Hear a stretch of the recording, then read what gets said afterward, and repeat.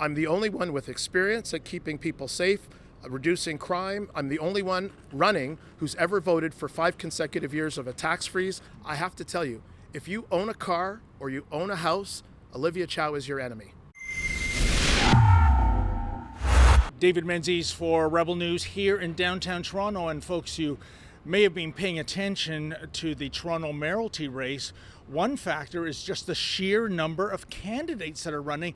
At time of recording, we were up to 67 candidates. Now, of course, some are just there for a lark, others are serious. And I'm with Rob Davis, and unlike so many of those other candidates, Mr. Davis has been elected to public office in the past. And by the way, this is an open invitation to anyone running for the mayoralty race. If you want to come on Rebel News, reach out to us and we will get your 2 cents worth as well. So, Rob, I'm looking at your campaign literature. Yes. You're red, white, and blue, very reminiscent of the late, great Rob Ford. Absolutely. And that statement I thought was one of the best ever coined in local politics: respect for taxpayers. Yes. Respect for taxpayers.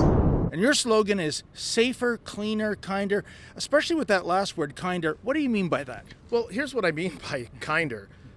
When City Council turned people out of the warming centers, where did they expect people who were homeless and in crisis to go?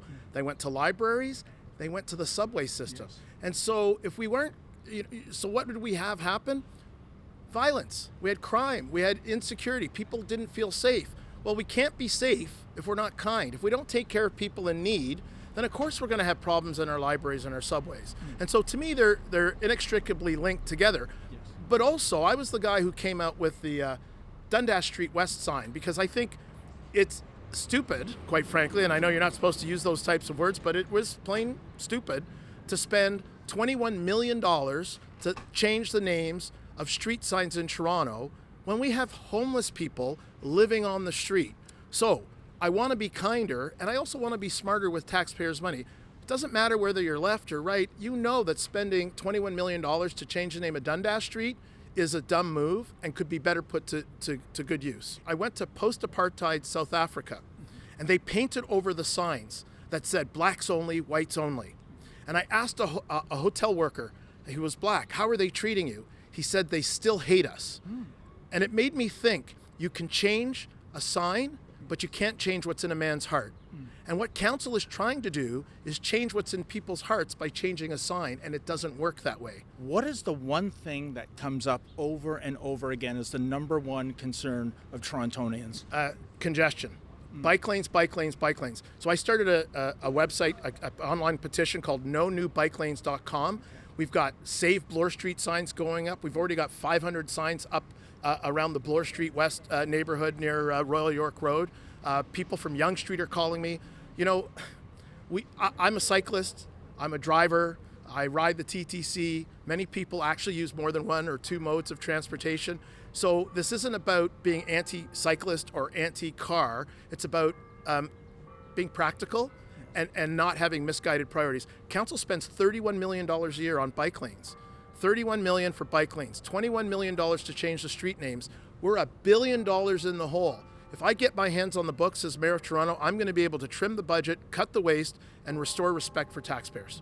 And you know, Rob, I'm not anti-bike either. I mean, cycling is my number one form of exercise. My line is, I'm fat, but without cycling, I'm circus fat, right? But gridlock is certainly a very big concern in the city. Yes. It just doesn't move. It might be one of the worst cities in North America. However, you have others that are pro-bike lane and pro other things that you do not stand for. Olivia Chow, if you believe the polls, she's the front runner. Right. What are your thoughts on that? Well, people, I'm here now warning people, you better stop Chow now, or you're going to have congestion like there's no tomorrow. You're going to see wasteful spending like there's no tomorrow. You're going to see street name changes like there's no tomorrow. And these are just performative actions, and they're using taxpayers' money to do it. I have to tell you, if you own a car or you own a house, Olivia Chow is your enemy. And Rob, there was another poll that came out that indicated if John Tory were to throw his hat into the ring right now, he'd win in a landslide. Well, what do you make of that? Yeah, and polls are a snapshot in time.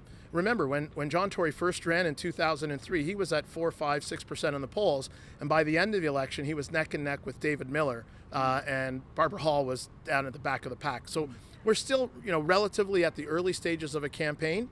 But hey, people like John Tory. He was the incumbent.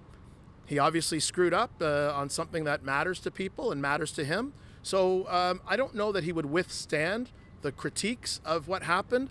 And people would be pretty damn mad to find out that we're spending $15 million on a by-election because he resigned.